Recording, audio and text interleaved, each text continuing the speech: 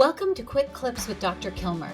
Today we're talking about marijuana use statistics among college students. Dr. Kilmer, can you talk with us about this and how parents should perceive marijuana use in this age group?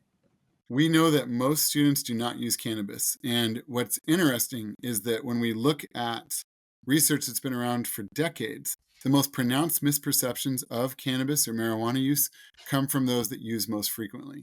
So if someone uses on a daily basis, they're convinced that most people, in fact, use all the time, which is completely not true. The most recent Monitoring the Future study showed that 39.5% of college students use cannabis at least once in the past year. So what do most students do? Abstain. Over 60% don't use.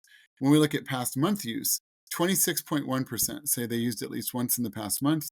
And there are a handful of students that use daily or almost daily that certainly are facing, in all likelihood, more unwanted outcomes associated with that.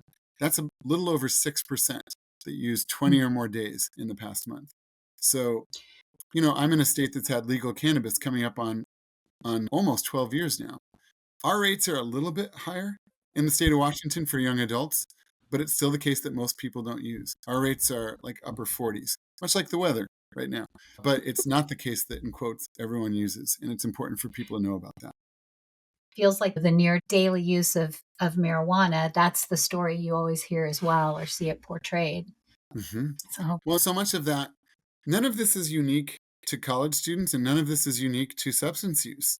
I have a colleague, Dr. Jeff Linkenbach, who I always credit with being the first person I heard to give this analogy. If we're driving on the freeway for 30 minutes and traffic's moving, there's no construction, there's no backup, in 30 minutes on the freeway, who are the cars that really stand out to us? Who are the ones that we notice? People tend to say the ones weaving in and out of traffic, the ones blowing by us. How many of those do we see in 30 minutes? 5, 6. yeah. Let's be bold and say 10. What's the first thing we say when we get out of the car? Everyone drives crazy around here. No one knows how to drive. What's wrong with people? For whatever reason, we don't notice the hundreds doing exactly what we're doing. Minus the occasional really slow person that's, slowing traffic down, Yeah. we don't notice the ones going slower than us because they're all behind us. The same thing happens with substance use. So if 100 typical students are at a party based on past 30-day rates Yeah. from Monitoring the Future, 45 of them aren't drinking at all. I'm making these numbers up, but it's like 20 that are having one drink all night. It's 15 having 2 drinks all night. It's probably only 5 people drinking the 6, 7, 8, 9 or more. But who does everyone see? Who does everyone talk about? You don't hear people say, I went to a party this weekend and there was one person drinking a beer and it's like, whoa, slow down, buddy.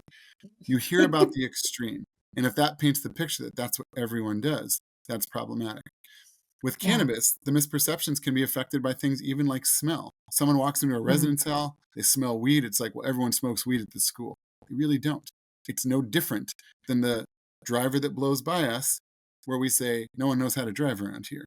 It's a generalization made from a very small group of cues that can lead to painting the picture it's more prevalent than it really is.